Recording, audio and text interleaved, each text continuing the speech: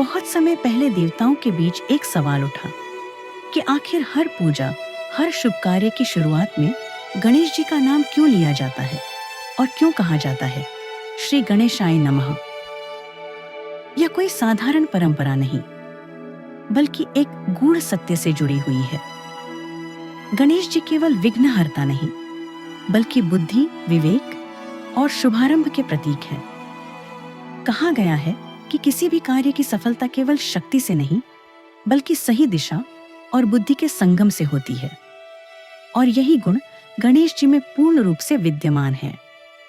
शास्त्रों में स्पष्ट लिखा गया है, सर्व कार्येषु सर्वदा प्रथमम गणनाथम स्मरेत, अर्थात हर कार्य से पहले गणनाथ अर्थात गणेश जी का स्मरण अवश्य करना चाहिए। अब प्रश्न यह उठा कि आखिर इस परंपरा की शुरुआत कैसे हुई। इसके पीछे एक अत्यंत सुंदर और शिक्षाप्रद कथा कही जाती है।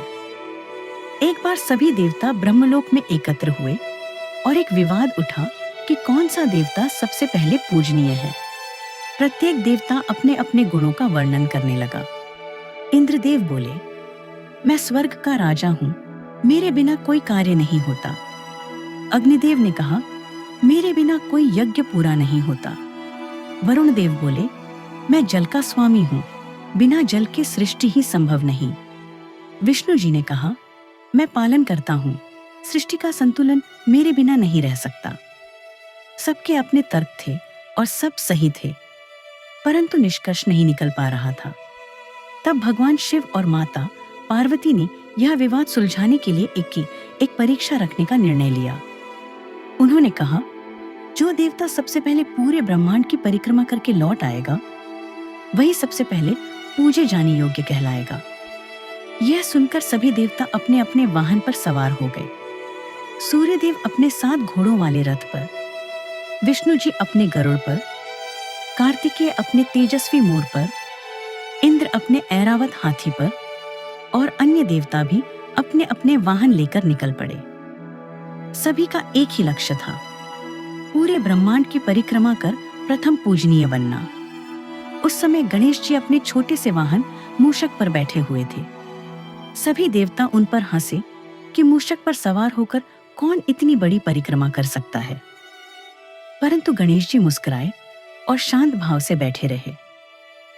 जब सभी देवता निकल गए, तब गणेश जी ने माता पार्वती और भगवान शिव के समीप जाकर हाथ जोड़कर कहा, माता पिता ही मेरे लिए संपूर्ण ब्रह्मांड है।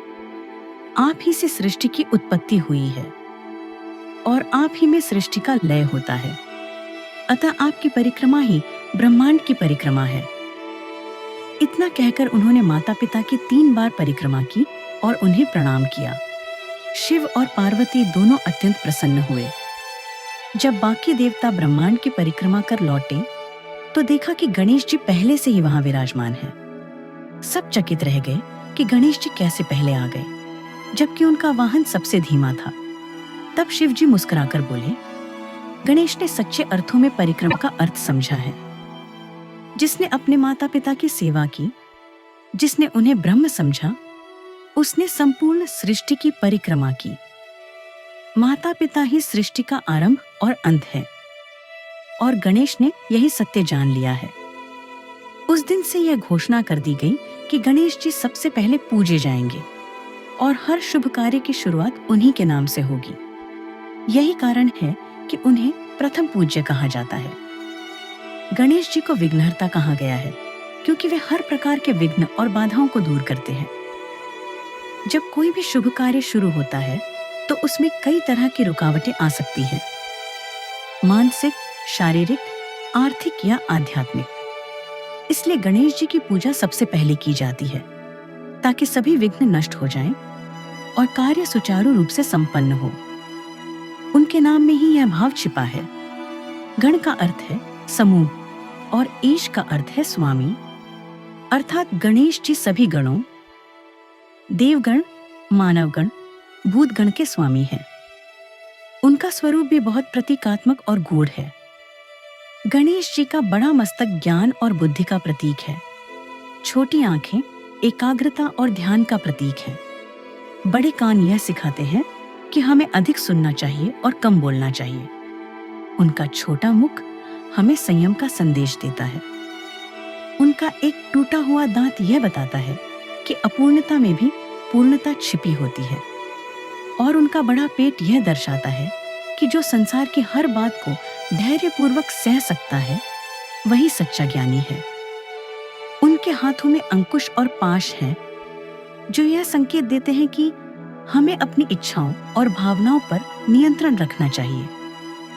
उनके हाथ में रखा मोदक आत्मिक आनंद का प्रतीक है और उनका मूषक वाहन यह दर्शाता है कि सबसे छोटा जीव भी यदि सही दिशा में प्रयुक्त हो तो महान कार्य कर सकता है। गणेश जी का जन्म भी एक अद्भुत कथा से जुड़ा है। कहा जाता है कि एक बार माता पार्वती स्नान करने जा रही थी। उन्होंने अपने शरीर की उपटन मिट्टी से एक सुंदर बालक बनाया और उसमें प्राण फूंक दिए। उन्होंने गणेश जी से कहा, जब तक मैं स्नान करूं किसी को अंदर मत आने देना। उसी समय भगवान शिव वहां पहुंचे। गणेश जी ने उन्हें रोक दिया क्योंकि माता का आदेश था।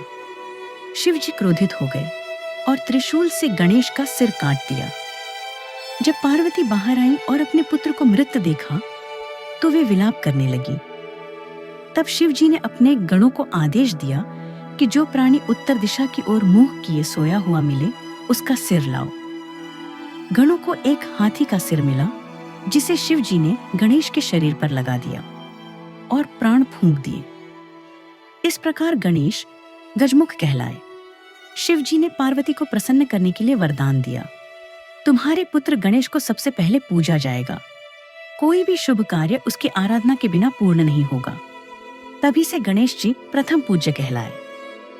गणेश जी का सबसे प्रसिद्ध श्लोक है, वक्रतुंड महाकाय सूर्यकोटि संप्रभ निर्विघ्नं कुरु मे देव सर्वकार्येषु सर्वदा। इस श्लोक का अर्थ है, हे गणेश जी, आप वक्रतुंड टेढ़े सूंड वाले और महाकाय हैं। आपका तेज सूर्य के समान है। कृपा कर मेरे सभी कार्य बिना विघ्न के पूर्ण करें। यह श्लोक इस बात का प्रतीक है कि जब तक गणेश जी की कृपा नहीं होती कोई भी कार्य सफल नहीं हो सकता। विवाह, गृह प्रवेश, व्यापार, यात्रा या किसी भी शुभ कार्य से पहले जब हम श्री गणेशाय नमः कहते हैं तो हम उस चेतना को प्रणाम करते हैं जो हमारी बुद्धि को मार्गदर्शन देती है और विघ्नों को दूर करती है। गणेश जी को सिद्धिदाता कहा गया है क्योंकि वे केवल सफलता नहीं देते बल्कि सही मार्ग पर चलने की प्रेरणा भी देते हैं। उनका नाम स्वयं में शक्ति है। ज्ञ का अर्थ है ज्ञान और अर्ण का अर्थ है आनंद। जब कोई गणेश नाम उच्चारित करता है तो वह अपने भीतर की सुप्त चेतना को जगाता है। गणेश चतुर्थी के दिन उनकी मूर्ति स्थापित की जाती है। यह मिट्टी की मूर्ति हमें याद दिलाती है कि मनुष्य मिट्टी से बना है और अंततः उसी में विलीन हो जाएगा। जब विसर्जन होता है तो यह सिखाता है कि भक्ति शाश्वत है पर रूप अनित्य है। गणेश जी का स्वरूप केवल पूजा का नहीं बल्कि जीवन जीने की कला का प्रतीक है। वे सिखाते हैं कि बुद्धि और विनम्रता साथ हो तो असंभव भी संभव हो जाता है। माता पिता का सम्मान जीवन की पहली शिक्षा है। जो अपने मूल को पहचानता है वही सृष्टि का रहस्य जानता है। इसलिए जब हम गणेश जी की आराधना करते हैं तो हम केवल किसी मूर्ति को नहीं बल्कि उस दिव्य चेतना को प्रणाम करते हैं जो हर जीव में, हर विचार में और हर शुभ आरंभ में विद्यमान है। इसीलिए कहा जाता है, गणपति बप्पा मोरया, मंगल मूर्ति मोरया। हे विघ्नहर्ता गणेश जी, हमारे सभी कार्यों को मंगलमय बनाइए। आप ही हमारे जीवन की शुरुआत हैं और आप ही सफलता का आधार। जब किसी कार्य की शुरुआत गणेश जी के नाम से होती है तो उसका अंत निश्चित रूप से मंगलमय होता है। यही कारण है कि सदियों से हर मंत्र, आलव, हर अनुष्ठान, हर यज्ञ, हर आरती की शुरुआत गणेश जी के नाम से होती है।